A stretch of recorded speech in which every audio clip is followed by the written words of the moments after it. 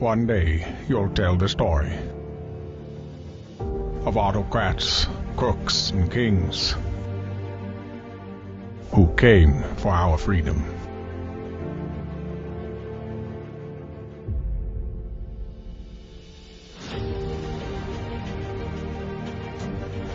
A story of citizens who stood up to tyranny and won.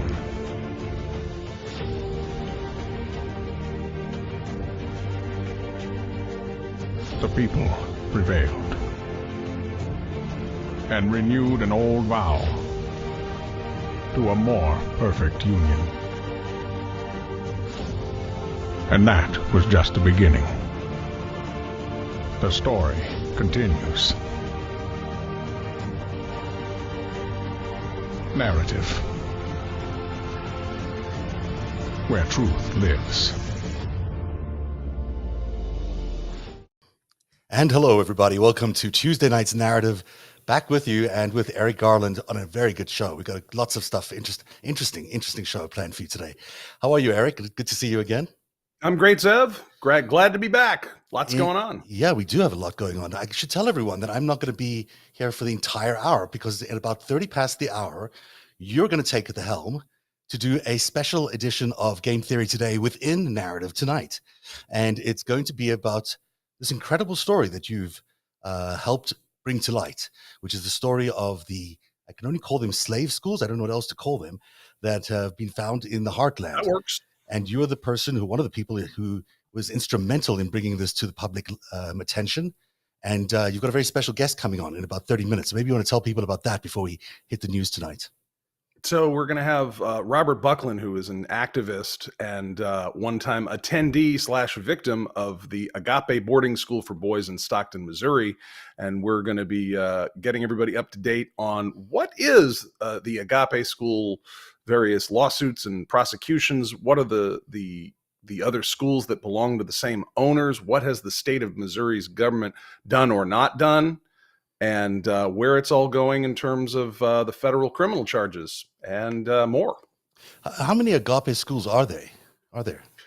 You know, it's strange. It's hard to quite get the scope of it. I think there's 4 schools. I think one of them was called Circle of Hope for girls that was shut down after 100 felonies of abuse and sexual assault and all sorts of other things. And it's the same network of folks here that apparently dragging children across state lines illegally, sometimes in contravention of existing court orders in other states.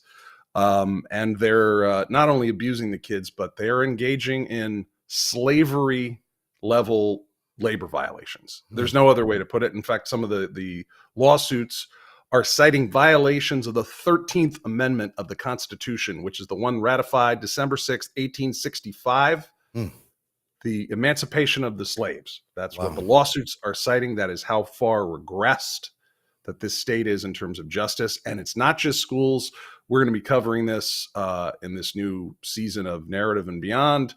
Not just schools, but so-called drug rehab treatment centers that are engaging in these labor practices, churches that are engaging in these labor practices. It's a slavery epidemic in Missouri, and it doesn't get much more serious than that. And not just Missouri. This does seem to extend beyond Missouri, but we're going to talk about Missouri's case tonight, but there's certainly indications that this exists in other states, and we'll get to that later on in the season. This is a really spectacular investigation and heartbreaking investigation. When we get into the details of it, you'll hear Robert's story, and it's very difficult, but something we all need to face in order to fix the problem. So that's coming up. But of course, we can't talk about today without talking about this remarkable photo. I mean, I don't even know what to say about this. I had to put the word Goodfellas behind it because that's what it looks like. I mean, why? There's really no reason to go on a You're not well dressed enough for the mob. You're right. You're right. They don't have any of the couture. But, other than missing the couture, this is the kind of thing you go on when you don't want anyone eavesdropping into your conversation, when you want to make sure that there's absolutely no possibility that anybody is going to be listening to what you're doing, because they don't seem to be playing golf. As you can see by the photo, the OPSEC is super tight. I'm sure nobody has like a long distance microphone. I just can't. It's too funny. But it's true. I mean, this is basically what they were trying to do, and this does not look like a happy conversation about golf, right? This looks like a conversation. Look at the body language. Everyone looks a little bit like, oh, I'm going to look anywhere else except at the boss. It's quite an image, and It's like the Homer Simpson in the bushes meme, right? Yes, it is. It is. So, I mean, I don't know who these guys are, by the way. I tried to figure out today who they were. I don't know if you recognize any of these faces. I don't. But the background of all of this is quite significant, of course, because... I think that's Eric Trump to his left in the white hat. Okay. Interesting. Is that Sean Spicer all the way on the left? I don't know. It's just a cavalcade of lumpy slacks. Yeah, and oddly colored polos. But, I'm not judging their taste. Like, if you're going to be a mobster, at least go for Al Chernick in Caddyshack, right? I mean, go for get some plaid, get a hat, get a fun hat. You guys are felons, on a golf course. This looks like your dad. This is not your average mobster. But the background of all of this is really fascinating, because what we're seeing now, and what I'm sensing out of my sources in DC and elsewhere, is that the mood has shifted quite dramatically against Donald Trump, where there might have been some room for him maybe a couple of months ago for him to escape some sort of serious criminal prosecution. That is no longer the case. It appears that everyone is kind of sick and tired of what Donald Trump has brought to America. And we're seeing it on two fronts. We're seeing it at the January the 6th investigation, where there is now a referral that's going to be made by the committee investigating this in Congress to the DOJ, asking for a criminal referral. That's a big deal. We weren't really sure that was going to come. Many of us suspected it would, but it is coming now. And then, of course, the big news that happened yesterday was the 40 new DOJ subpoenas. That means that they have been subpoenaing, it's a hard word to say, 40 different people, and a lot of evidence from those people, which is a lot of work. This is not, each one of these is requires a lot of work. Which means they've been hard at work ramping up quite a large case against Donald Trump for Jan 6. Can I point out something that please. I noticed in the I think it was a Wall Street Journal story about this. They said the subpoenas were sent out by the Capitol Siege section of the Department of Justice. Oh. Dude, they opened a new section in the DOJ for this. I mean, I don't think this is going away. This is not tourism anymore, folks. Certainly it's not tourism. And certainly by the look on Donald Trump's face in this photo, you can tell that he's distressed, because this is bad news for him. Some people said he was actually subpoenaed himself to appear before a grand jury this week. I have not been able to confirm that. Maybe that's not true, but certainly it's coming. It feels like that is going to be happening to him soon. Now, I mean, at the same time that's happening, we now also have real developments in the Mar-a-Lago espionage investigation, which was a smallish case, but is becoming bigger and bigger by the second. And smallish. Relative to an attempted coup, it was just like. I mean, that is true. What's a few top secret SCI special access program documents compared to the attempted takeover of all of Western democracy? Yeah. I guess that's right. It's relative. It's just insane. One is the bigger case. The Jan 6 attempted coup is the bigger case. Shockingly. So, we now have this special master, also a terrible term, but there you go. A special master who's been identified to possibly be the special master in this case. But you've found out in your feed tonight that that's going to be a bit tricky. And I'll just put up what your I don't know whose feed this was that you were picking this up from, but there was a quite an interesting, and I can't put it up full screen. It was Kyle Cheney, I believe. Yeah.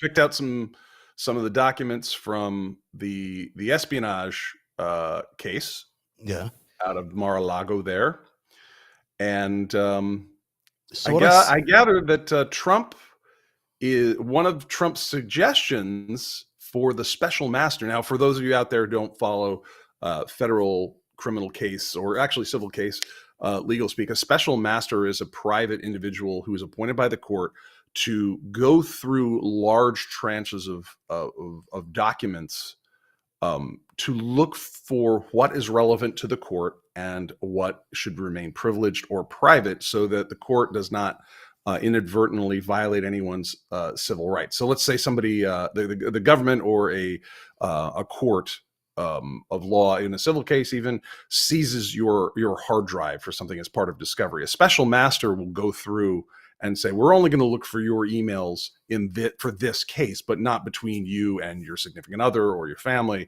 or anything that's, so it's invasive just for the discovery part, but not for all this other information. So that's a special master appointed in a case. And very often the parties have to agree on who that's going to be. And it's very interesting. Donald Trump apparently wants the Foreign Intelligence Surveillance Court judge who granted the FISAs on CIA confidential informant Carter Page during the 2016 campaign. He wants that judge to be the special master. Isn't that weird? I mean, that seems to be like a major conflict. Certainly, it could be a major conflict, but it also seems to be that he's picking someone from the wrong side. This guy's name is Raymond Dearie, and he's a former, real chief judge of the federal court in the Eastern District of New York, and he, still has a senior active status, which means he still is a judge. So it's unusual that they are choosing that and not a judge versus a civilian to do this case. But the fact that he was the guy who actually approved this Carter warrant is really unusual. I mean, this is a very controversial decision that he made. Especially in light of the progress being made in the Eastern District of Virginia with the Durham investigation that's ongoing of the Steele dossier and the Alpha Bank case, which was of bogus pseudo-intelligence that was fed out to the media in 2016, 2017, and beyond, also known as Russiagate. And I think we've had some signals, I think either from Kash Patel or some other people involved in this, that the documents that were discovered in Mar-a-Lago, I'm assuming this is not the nuclear documents or the things about President Macron of France, but that they've said, well, what was in there in those documents that Trump took with him, still illegally because he doesn't own those, they pertained to Russiagate.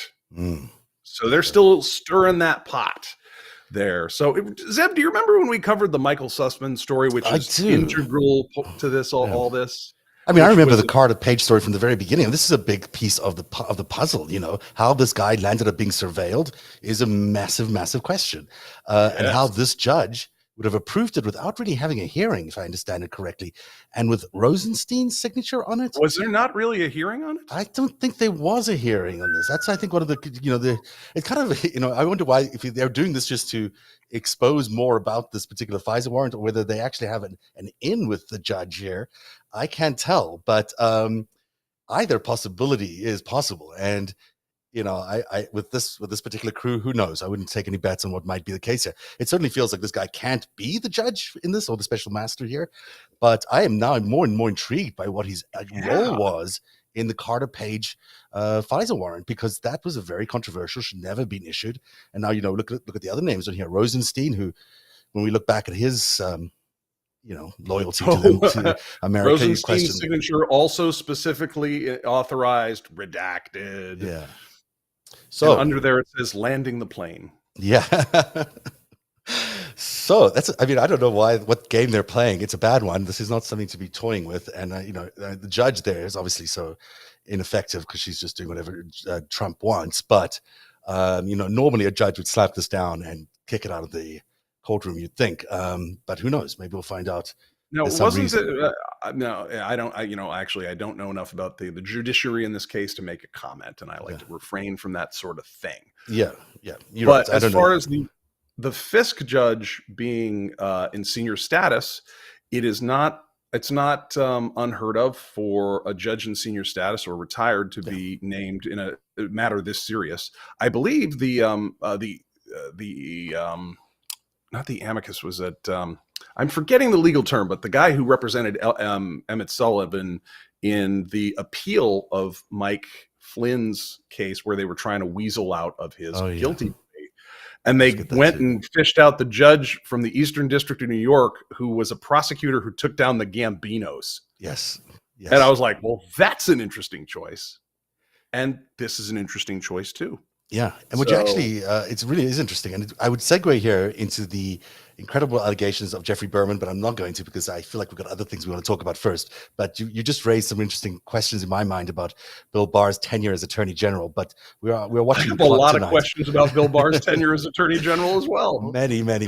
But I don't want to leave this other part behind, which is these 40 subpoenas in a week. That's a very big deal for the DOJ to be. Really ramping up an investigation many believed wasn't even happening a few months ago, and now is certainly definitely happening. Can I riff for half a second? Yeah, go for it. Hey everyone, are we supposed to fire Merrick Garland now? Is he still a big wussy who doesn't do anything, or does it just take a while to investigate conspiracies that go all the way up to the president? If you ask the Republican Party, they will tell you that it's time for Merrick Garland to go away. But, I'll bet. But the people on the left, they certainly shouldn't be saying that anymore. But who knows? Who knows what they might say? One of the people whose phones was taken, in addition to being subpoenaed and a lot of other documents being taken, was a fellow by the name of Boris Epstein. Boris Epstein. We know a little bit about Boris because he's been around the Trump-Russia world and the whole Trump world for a long time. He was holding conferences on Invest in Moscow in his native Russia. He's from the Soviet Union, of course. Lived here many, many years, but goes in 2013, a little bit before Donald Trump rolls in to have the Miss Universe pageant in Russia. Boris Epstein's there gathering, let's everybody invest in Russia. And, a few months later, no one else is allowed to invest in Russia. He's the Crimea invasion. Oh, interesting. He's a fixture amongst this world, and he may be a asset of some sort. He's got a lovely Russian wife as well. They married on a yacht. It was very lovely. But here's an email that Mr. Epstein penned to other members of the Trump team, including one Christina Bobb, who comes up a lot in these different stories. And here, in this email, he talks about basically how we were just going to fake the electoral votes. What does it say? We would just be sending in fake electoral votes to Pence so that someone in Congress can make an objection when they start counting votes and start arguing that the, in quotation mark, fake votes should be counted. Best Jack. I mean, I guess he's forwarding something from Jack. I'm not sure. Yeah, it's from Jack to Boris. So this is them basically admitting that what they're going to do is send in a fake slate of electors to fool Congress into basically postponing the vote so they can steal the elections from the American people. It's quite a damning document, but I guess it's just interesting that Boris Epstein, is featured in this particular scandal. But it's Christina Bobb who also appears in both scandals. She's in both the January the 6th scandal, and she's appearing in the Mar-a-Lago scandal. This was Nicole Wallace who pointed this out earlier on, and I was like, "Look at that! This woman gets around. She sure does." And just let's be clear. You mean Marine officer, former judge advocate for the Marine Corps, who was stationed in Afghanistan, assigned to intelligence matters in Afghanistan. Who's now working for One America Network, which is owned by a guy who also has a Russian wife.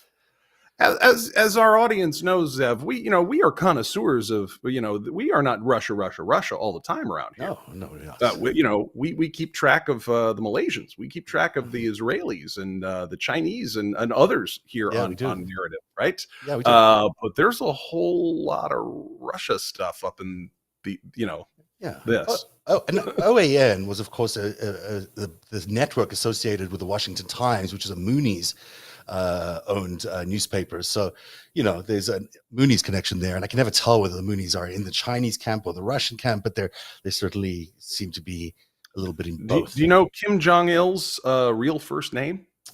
I don't know his first name, no. Yuri. Oh, really? Yeah, his first language was Russian. How about that? It doesn't surprise me, and I do think the Moonies is actually a Russian operation, but there's tentacles in there, of course, with Japan, as we found out recently. But let's not digress. There's Christina That's Bobb, who works there at OAN, spouting all the worst kind of conspiracy theories, and then there's also his lawyer, Trump's lawyer, in the Mar-a-Lago espionage story, where she's also now appearing on Epoch Times TV, because Epoch Times, as we've told you before on this show, and probably the only people who have told you, is basically a Chinese front, a Chinese propaganda front. So yeah, this is basically what we're dealing with here: is Russia and China and whatever playing the craziness in our world. And this is the first time we've been able to see some sort of inkling of them in the Mar-a-Lago investigation, which makes me wonder whether all the espionage material might be a little bit deeper in Mar-a-Lago than China, or involving China, than we suspected. I'll tell you why. Because remember I told you about you told me about Mr. Guo Wengi. Guo Wengi or right. Miles Kwok or Vanilla Ice. There he is with Mr. Bannon, who was recently indicted. So it turns out that Guo is wealthy enough to have a membership at Mar-a-Lago, in addition to being a spy for the Chinese spy services, the MSS. So I was surprised by that. I didn't realize they had members in the president's resort. They allow foreign spies to buy memberships, I guess you can do that. Dude, I heard they didn't even have like a password on the Wi-Fi around there. It was the biggest spy honey trap of the last 100 years. I mean, yeah. Speaking of spy honey trap, remember her, Cindy Yang? Cindy Yang. Yeah. Cindy Yang owns a bunch of Monsieur Paula's in Florida, but she also liked to host these events where she would introduce Chinese businessmen to notable American business leaders, and also such as Ron DeSantis, featured here. Look at that. Ron DeSantis seems to be in Mar-a-Lago a lot, and he looks very, very happy there with Cindy and company. And this happened on a regular basis. Now, she, of course, is also potentially... Hold on, this is at Mar-a-Lago. That is Mar-a-Lago, yeah. Okay. It's interesting, isn't it, that Mr. DeSantis was all up in that Chinese money, because that's really what they were throwing out at these politicians that were there. We think, at least that's what the evidence suggests. And then there's another spy, which we all heard about on the regular news. She was actually trying to break into a place without becoming a member, but she was the one who was carrying all that technology around with her. Zhang, I guess she's been sent back to China, but there's a lot of Chinese spy activity, I should just say, around Mar-a-Lago. It's almost like it is a Chinese intelligence compound or something like that.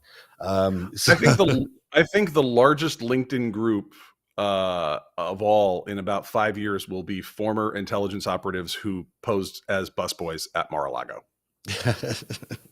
It's true, because there's got to be, who are you? I was Jose. Oh, I was Cuban intelligence the whole time. Who are you? No, I was Peter. I was actually from Russia. John Brennan was saying that was the biggest trap for intelligence. Everyone wanted to be in there for the last 20 months. That's where you'd want to go. So now we know at least that there's Guo had a membership. So if you wanted to pick up any of those classified documents, he wouldn't have to sneak in. He would just be able to walk in through the front door.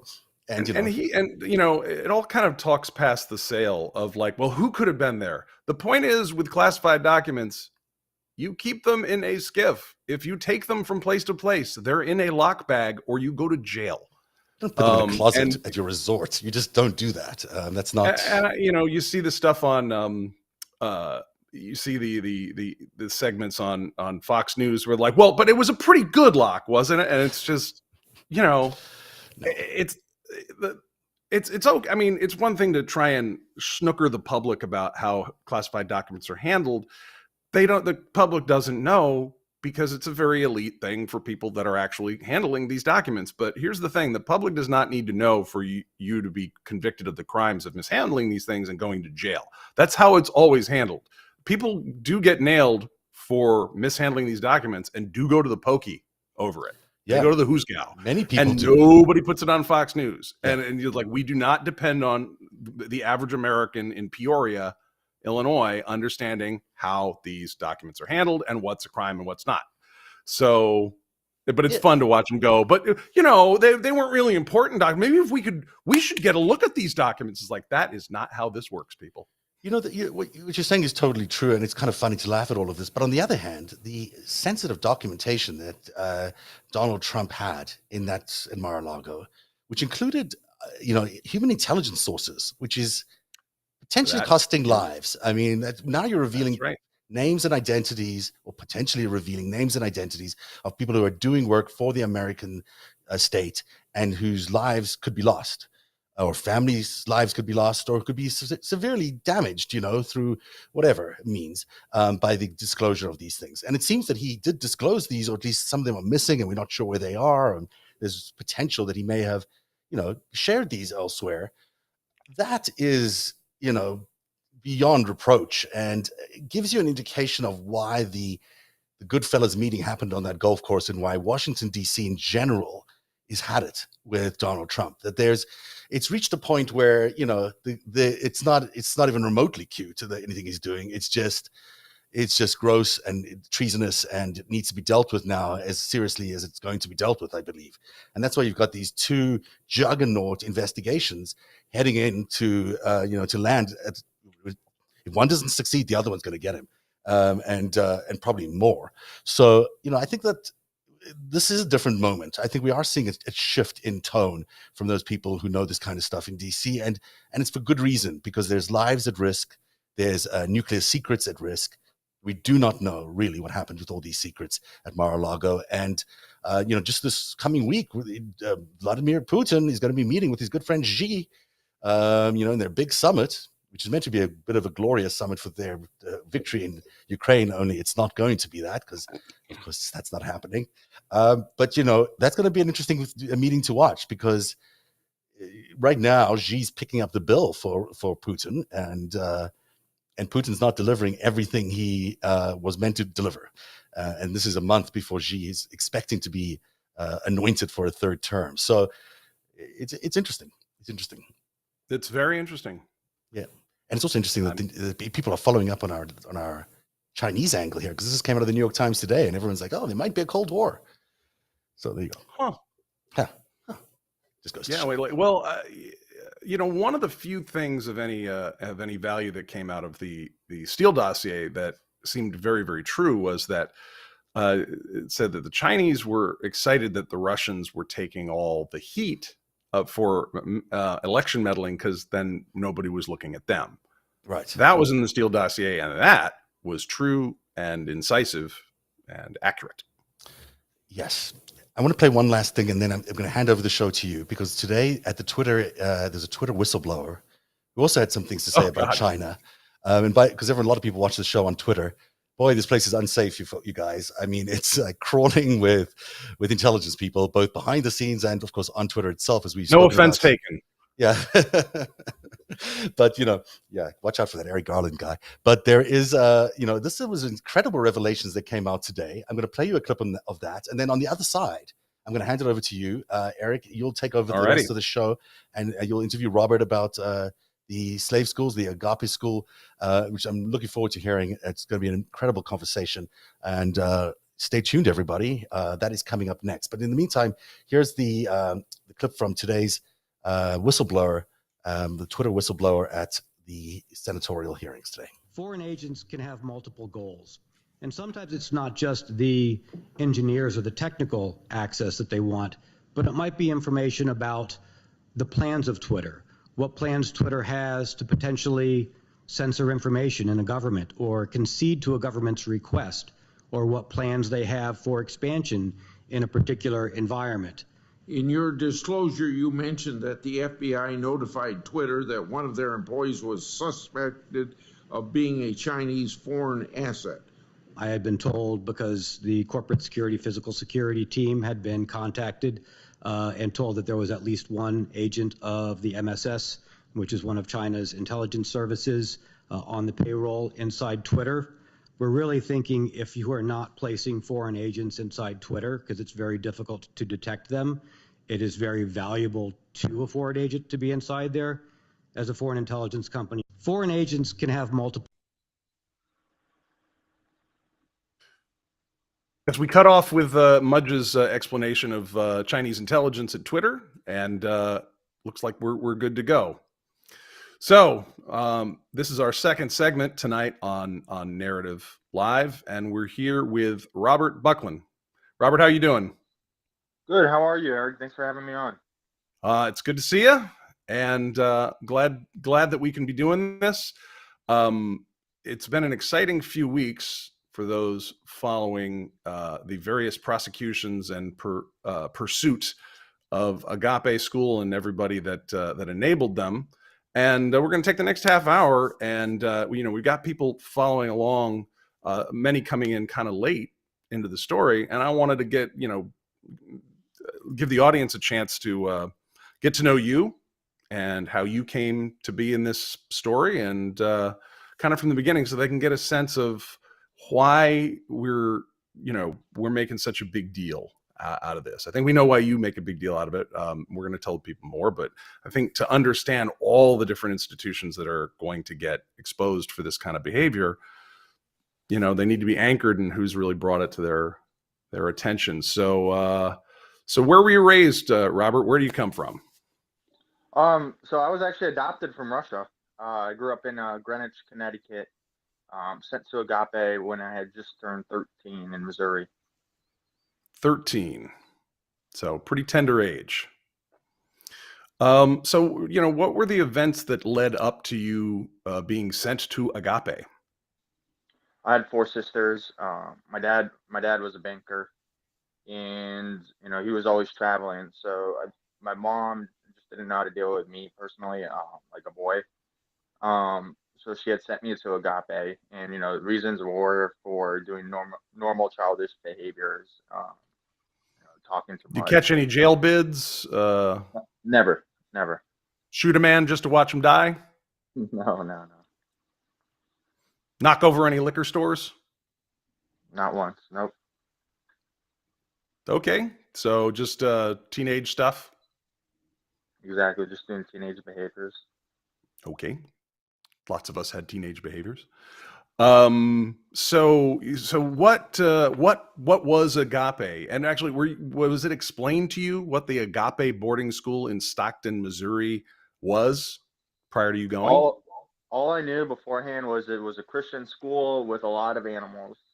And my family thought it would be good, just off of that. And how did you get there? Did your parents drop you off, or? Yeah, my dad dropped me off. Okay. So there's some kids who get taken in by the Missouri Sheriff's Department, but you got dropped off. Oh yeah, the Cedar County Sheriff's Department. And some of the kids show up handcuffed. Is that kind of what we understand? Hand shackles and leg shackles. Oh, they do leg cuffs too. Yeah.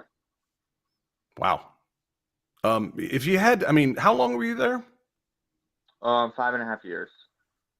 Wow. So that's like college plus grad school amount of time. Yeah, way too long. It's a long time. So what percentage of kids would you say showed up in handcuffs and leg shackles? I would say at least 2/3. 2/3. Did I get that right? 2/3. Yeah, at least 2/3. I would say. I would say it was probably over 75%. So I think the estimate is that there were 6,000 boys who went through Agape in 20 years. Yeah, if not more. There's been thousands of kids. So we're talking about 4,000 teenage boys brought to Missouri in handcuffs and leg shackles. Yeah. Okay. So what was the arrival like? Like once you showed up, how were people? It was weird being in a you're absolutely in the middle of nowhere. It's eerie. Like just drive up to the school. There's nothing but cornfields. There's no houses. The school is in a town of less than 1,000 people. And what is the staff like there? Like when you first arrive, what happens to the average Agape kid when he gets to the school? So immediately, as soon as they're brought to the school, they have their head shaven, and they're immediately putting something called orange shirt or brown shirt, and they're immediately working out or working on the property. So what does working on the property mean? You're building the school. Like, for example, we built that school. We built the learning center. We built the rodeo arena. We built everything on that 500-acre compound. When you say built, do you mean construction tasks like sawing wood? Everything. Drywall, sawing wood, putting up barbed wire fences, hauling hay, feeding the animals, which we actually didn't even really do. Hauling rocks, random work. So I mean, drywall is a union profession. There's the drywall finishers union, I believe. I'm going to take it that none of you got your journeyman card in the drywall No, union. no, I remember being 13 years old, just getting there, and the new learning center was under construction, and there was no school. We were building the school, And so what we year we, did you we weren't going arrive? to classes. 2007. 2007. And you weren't going to classes. No, the old learning center was being converted into something else. So we were building the new learning center. So there was no school for months. So you weren't matriculated in a school. You were No. brought there to do construction labor. $50,000 a year for what? That's more than a Harvard education. Yeah, I mean that's that, and in 2007 that would have been around Harvard tuition. Did you guys get a degree? You can call it that. It's not recognized by most colleges, but yeah, Well, are they accredited? they call themselves accredited. A lot of major universities and colleges across the United States don't recognize their accreditation at all. Okay, so getting into college after that is going to be tough if the college or university doesn't recognize that you've been to high school. Oh yeah, it's been tough for a lot of people, including myself. Wow. So if you've been through this experience, it's not just the having labored or other treatment, which we haven't gotten into, but it's also you're put back on you're disadvantaged in terms of your learning. Oh yeah, big time. Just learning, just life principles. When I was 18, it was like I was 8 years old, being thrown into the world. I didn't know anything, and I really still. I mean, I've learned, but I still don't know as much as I should. So we've got a picture up here. Does this look like the Agape facility to you? Oh yeah, that's eerily familiar with the push-up position.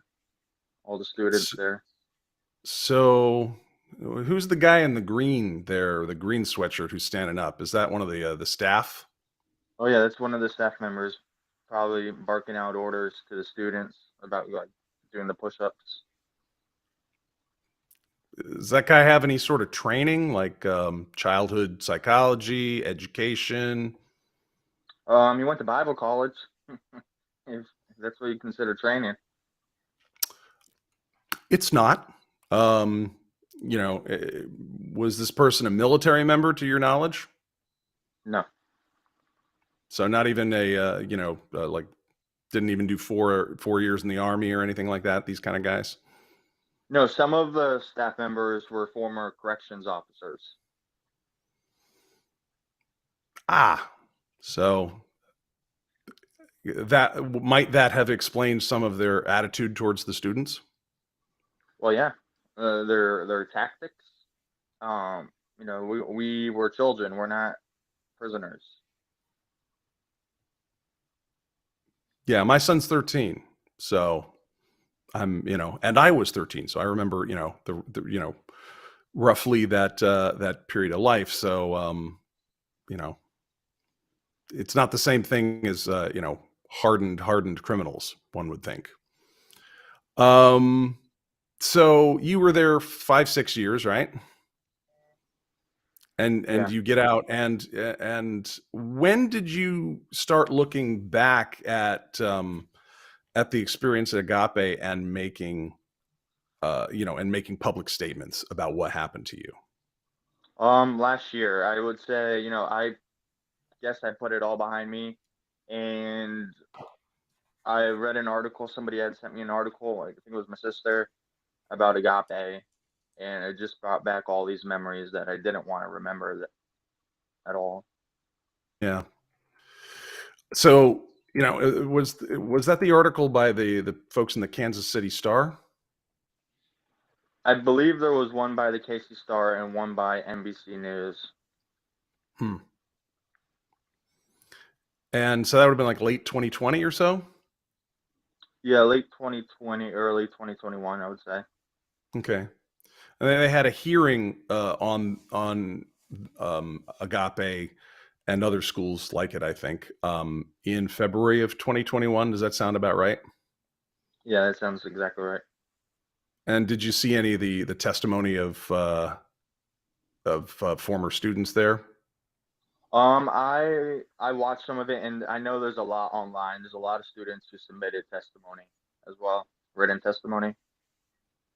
You had lawmakers crying in tears, while former students were giving their testimony. And that's pretty intense. Yeah, both Republicans and Democrats were in tears. Hmm. So when did you start speaking out about this? About what date? I would say middle of last year is when I really started speaking out, and asking the public for help. So it's barely been a year. Oh yeah, I would say just about a year. So, you know, you've got the Kansas City Star does coverage of this in about November of 2020. I forget. We also had Circle of Hope School was shut down, and the householders, the husband and wife team that owned or operated, I should say, because I think the ownership was under the Agape corporate structure. The householders were shut down sometime around there. I think, does that sound about right? Yeah, and they were former staff members at Agape boarding school. Did you know the householders when you were there? I had seen them a couple of times while I was at Agape. They would come and visit. Got it.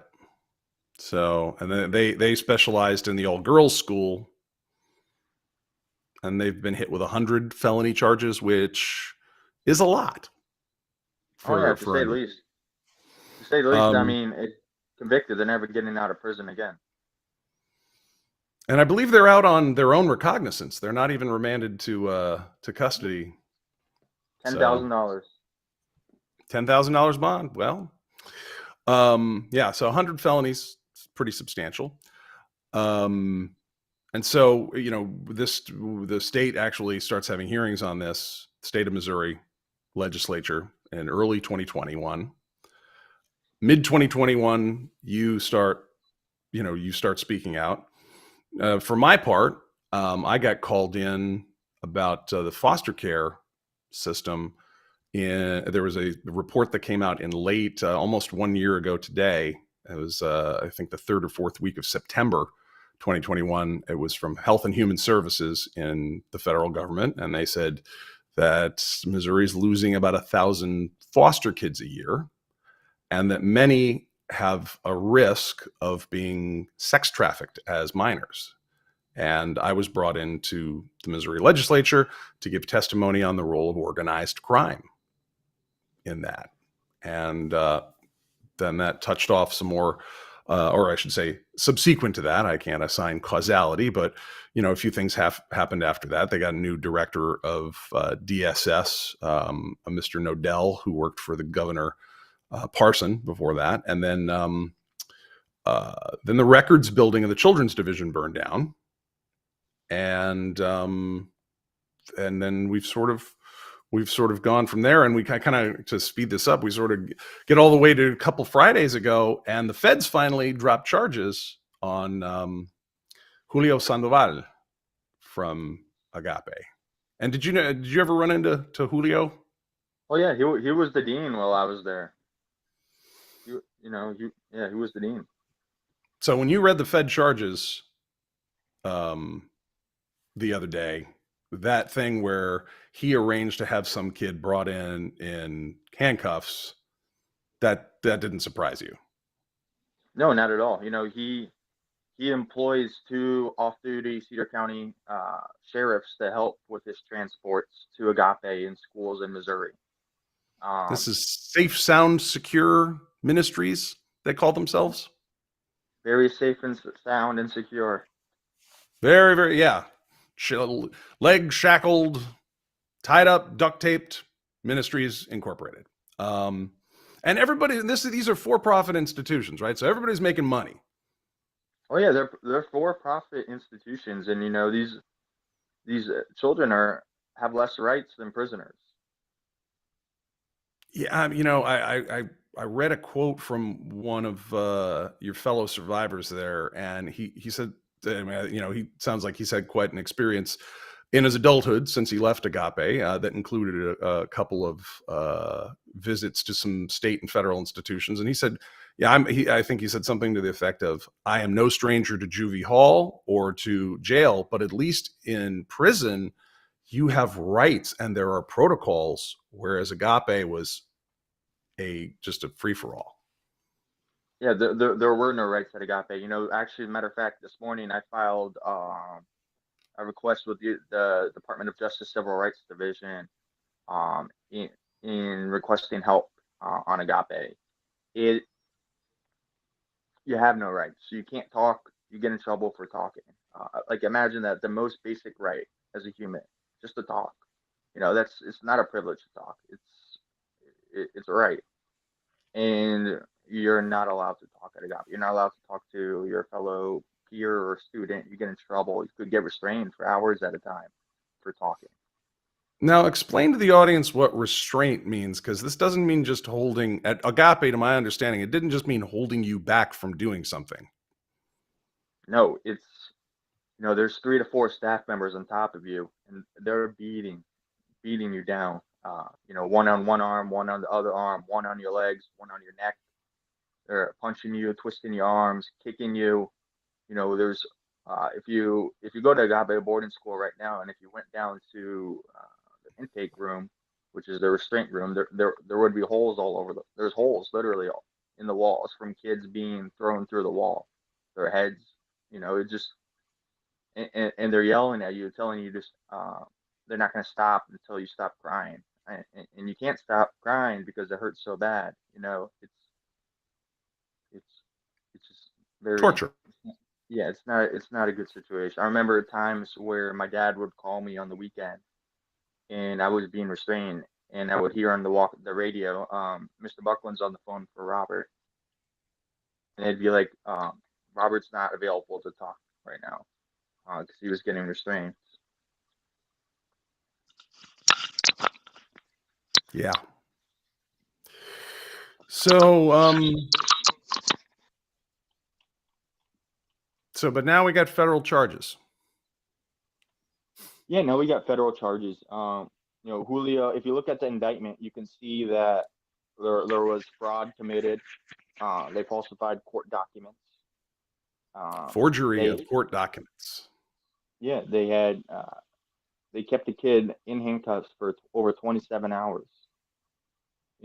And then this child was left at Agape for 8 days. So he was held hostage at a school, even though he had gotten a protection order against the very people that he was trying to get away from.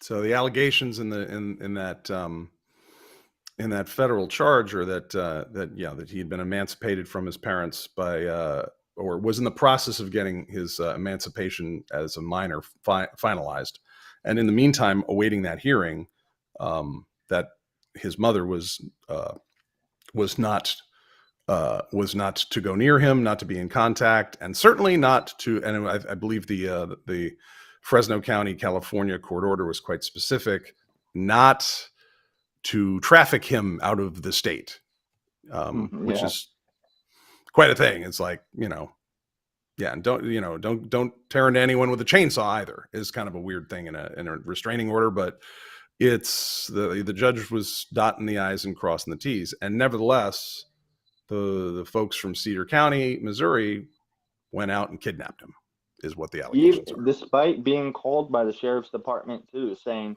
this kid's got a protective order, and they still didn't listen. There's no regard for the rule of law with Agape boarding school. They make their own law. And this is in the United States of America. Yeah, I mean, you would think that, if you travel to Agape boarding school, it's a secure, lockdown, 500-acre campus, and you would think you're in a third world country. And, I've in my career, I've done translation gigs for political asylum cases where I've had to translate torture stories. So, yeah, like this doesn't sound. There's no escaping that campus. You can't. There's no way to escape. You run away, the sheriff's department brings you right back. And I was just reading about a facility in California from back in the 70s and 80s that the people that were having their memories come back, they were telling, I think they did an interview of the owner's wife, and he said, oh, these kids could leave anytime they wanted. And some of the survivors were saying, yeah, except you didn't have access to a telephone. And if you left on foot, that the police would come and scoop you up and take you right back. And I said, that sounds awfully familiar. Oh yeah, think about it. A lot of the windows at the school had bars on them. The doors, you can't open the door. It's a special maglock key, so you have to have a special key to open the door. It's like a prison. It's literally a hell for children. It's a home of horrors. Well, so now you guys have, you and some others have come forth, and you're telling everybody. And now it seems like this is going national. These stories are pouring in from other states of the exact kind of same facility. Yeah, so there's a lot of schools like Agape all across the country, hundreds, and hundreds. Now, there's another guy who was born in Russia who came to the United States at one point. Who was we protected him in the state of Vermont, where we like to protect people who are escaping terrorist regimes. But there was a guy by the name of Alexander Solzhenitsyn, and he wrote a book called The Gulag Archipelago of all these various camps that were spread throughout Siberia that were for political dissidents. And it's very ironic. That sounds exactly. I mean, this was a famous book by this famous dissident who, got out into Germany, and then he got from Germany to the United States in the 80s, and he came to Vermont because he said he wanted his children to know winter, and Vermont's very, very cold. So it's like, we got you covered, bro. And he stayed in a town called Cavendish, where all the locals used to have fun with the journalists who'd come up and want to interview him. And the locals would have contests of giving everybody wrong directions, like back into New Hampshire or, towards Connecticut or whatever. It's like, oh, Solzhenitsyn, yeah, you take a left, you take a right, you take another left, you take two more rights, you find the cow, you take a left there, and they'd be in New Hampshire. But he was telling people about how the Soviet system worked, these secretive, prison camps that were used to keep people in line. But it sounds like what we're discovering here is America has a Gulag archipelago right here in the heartland. Oh yeah, they do. There's been 25 lawsuits now naming Agape boarding school, hundreds of victims. I don't think we mentioned the school's doctor being arrested for child sex crimes. David Um, Smock. yeah, and you know, you had it just it's a hotbed of corruption over there. It's just you got 5 people who work for the sheriff's department associated with the school. The same people, you know, how can you have a unbiased investigation if, you know, the people you're investigating you work for as well? You know, they're paying you as Right. well. Right. I mean, you know, we call Yeah, that a conflict of interest. And of oh yeah, course, some of my and I'm now we hearing got to be too, you careful know, because you've got some lawsuits, and so we got to be careful about making public statements here. But in general, Missouri has a very loose attitude towards conflicts of interest. You know, yeah, they do. I mean, Judge Munton, if he founded the firm that represents Agape in the criminal cases. I mean, if that's not a conflict of interest, I mean, I really don't know what is. You know, the same judge, he's overseeing all the civil cases. He's overseeing the criminal cases. I mean, everything to do. He's just he's so heavily tied into everything. well, you know, and you back up. This is why I like to back this up broader. You know, in St. Louis, you know, we had a case here that involved trying to hold some people to account on family court issues. And not only did all this happen in St. Louis County, and the presiding judge Michael Burton came out and you know pulled all the guardians ad litem. Those are the attorneys who supposedly represent the interests of children. There's a lot of questions about their role. And he got all those guardians ad litem together on an email list and said, you guys need to come together and fight this private case that was in his circuit. Now, he ended up not being the presiding judge too many months longer than that. But it was like, you know, when this case, I believe it was Tolu v. Reed, you know, came up, not only did all of the judges of the 21st Circuit of St. Louis County recuse for a potential appearance of conflict of interest, because that was brought up before them by attorney Lawrence Mass, who represented the plaintiff, but also the entire appellate division, the Eastern District, the next level of higher courts for everybody on this side of the state. Turned out one of the defendants, was married to one of the appellate judges, and so the Supreme Court had to, constitute a very special district to review the case, because there was, this is, one plaintiff and 3 defendants that were in the regular rotation of family cases here in St. Louis County. And not only did 31 judges had to go, oh no, I have a conflict. And only then, because an attorney said, you have a conflict. Don't you think you have a conflict here?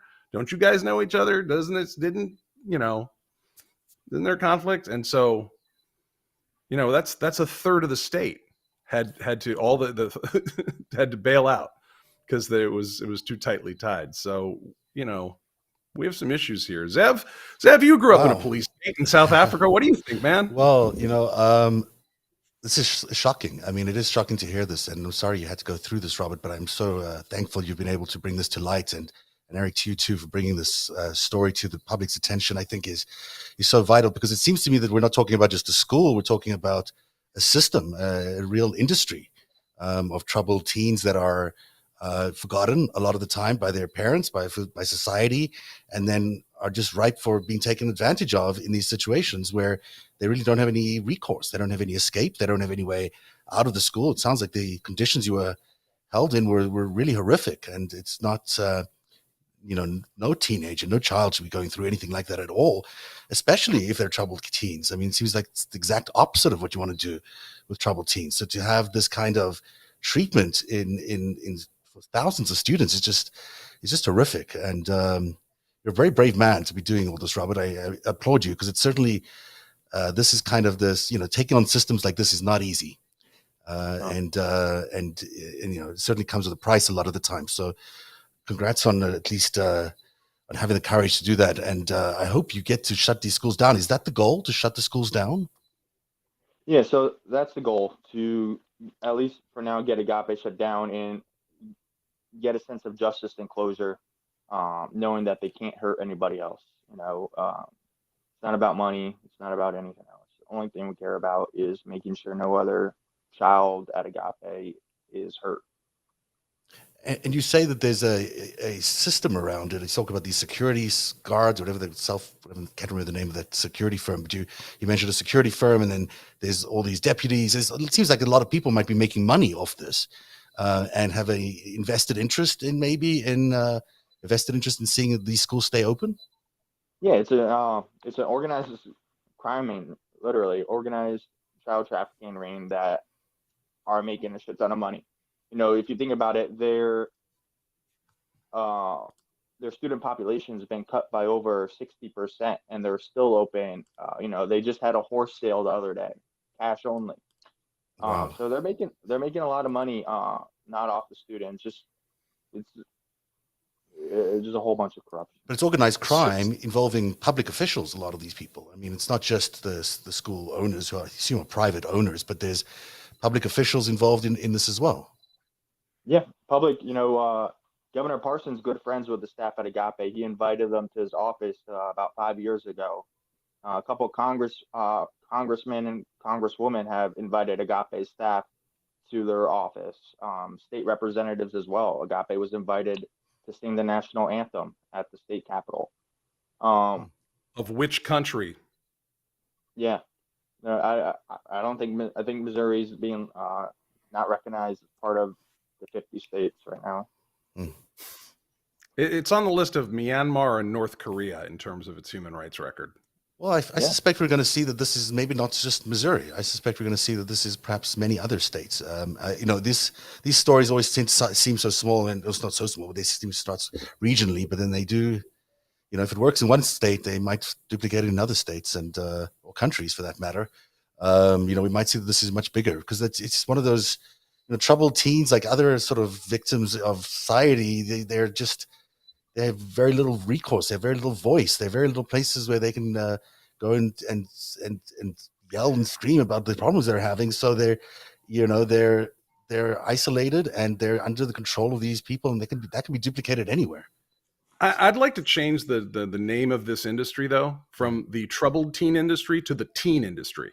Yeah, because they're just stealing teenagers. Because every teenager is troubled. There's nowadays. As we established, Mr. Buckland here did not hold up 5 banks, at age 12, demanding that he be put under, lock and key, and just to be clear, you're not one of the X-Men. You didn't have like the ability to like magnetize steel beams and break. No, I'm just checking because I wish. I mean, they like, wrapped you in a duct tape ball and, like your Professor XYZ or something. You can't manifest chemical sprays at people out of your hands. No, these were all your skills, Eric. Yeah, I think you're talking about yourself. I've said too much. Yeah, don't reveal them. Maybe that's how I ended up in this. It's a mystery. Yeah, maybe there's a reason you landed up there. That's for sure. But this is because all the notion, it's sort of like my experience here with the family court. It's like, if you don't like it, you're one of the mad dads, or you're a disgruntled parent, and not just like, hey, where's my kid and you took all my money? What the hell? Which is very normal. That's not abnormal behavior. That's normal behavior, to having all your money taken and your kids taken from you. If you don't, if you don't have that reaction, something's wrong with you, right? Yeah. So they pathologize and criminalize normal human behaviors, whereas stealing people's kids and taking all people's money are recognized felonies. So they're the ones with the problem here. And in the troubled teen industry, you have teenagers, some of whom may have, like, human beings have problems, and especially human beings in giant societal loops like this, because what happens to people that come out of these situations and then go on to have families and end up in churches and start doing drugs to deal with this stuff. I mean, these things just keep going.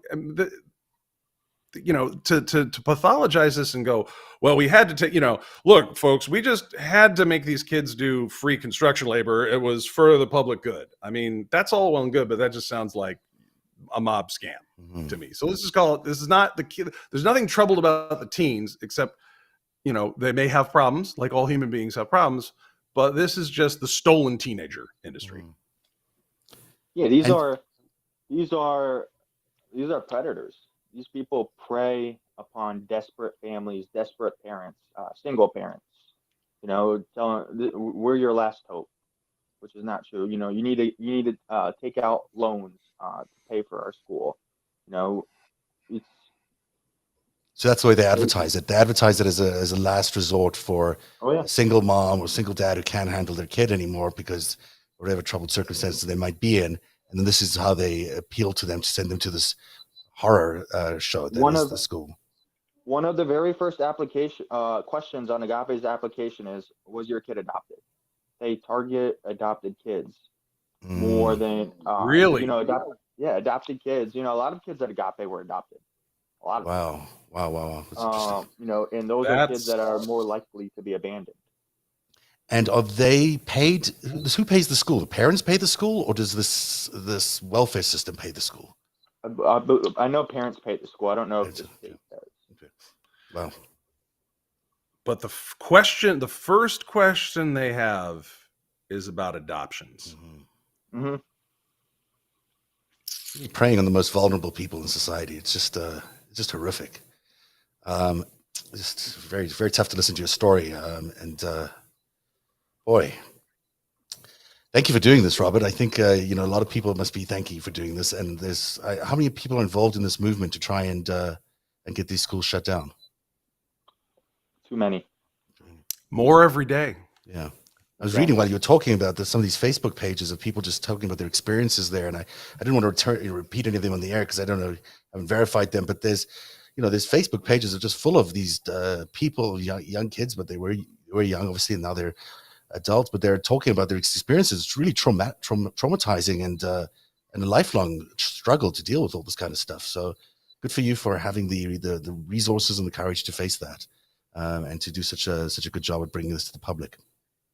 Yeah, thanks, Steve, and thanks, Eric. I appreciate it. It's good to have you on, Robert. We are going to make sure that we keep covering the story. And Eric, I know you're going to be doing the same on Game Theory today. And as much as possible, we're going to keep exposing this and other schools if we find more information about this. And there's certainly a lot more that you've got coming up. Well, I mean, we're going to hear from Robert again. I know that. And because let's face it, after you're done blowing these guys up, this has been 1 year and you're at federal charges and, this is a national story. When we're done with these guys, Robert, I'm going to launch you at global warming and cancer, and you're going to email it and text it out of existence in 14 months. That is my bet. Oh, wouldn't that be nice? Wishful thinking. Hey. Not wishful. If you go to Wikipedia for Relentless, it's got a picture of Robert's face. I'm just telling you. Is how it is. Well, that's a great way to end the show. And Eric, I know certainly you played a big role in this, and both of you have done a huge job in championing the story. And congratulations for doing that. And we'll have you back on, Robert, and we'll keep following the story for our viewers on Narrative. And we're a little late on time here, but it was worth the extra few minutes just to get your full story. But thank you at home for watching, and we'll be back on Thursday with another edition of Narrative Live. And we'll have part 2 of The Dragon's Tale, which includes Jared Kushner and Rupert Murdoch. We'll see you then. Foreign agents can have multiple goals, and sometimes it's not just the... Every minute of Narrative's reporting, every story that we break is made possible by our patrons. You too can become a patron by joining at patreon.com/narrative. Narrative, where truth lives. Every minute of Narrative's reporting, every story that we break is made possible by our patrons. You too can become a patron by joining at patreon.com/narrative. Narrative, where truth lives. One day, you'll tell the story of autocrats, crooks, and kings who came for our freedom.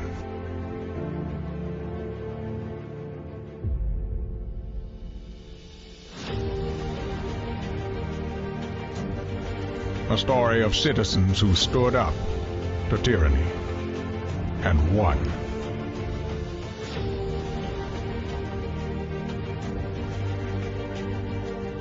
The people prevailed and renewed an old vow to a more perfect union. And that was just the beginning. The story continues. Narrative, where truth lives.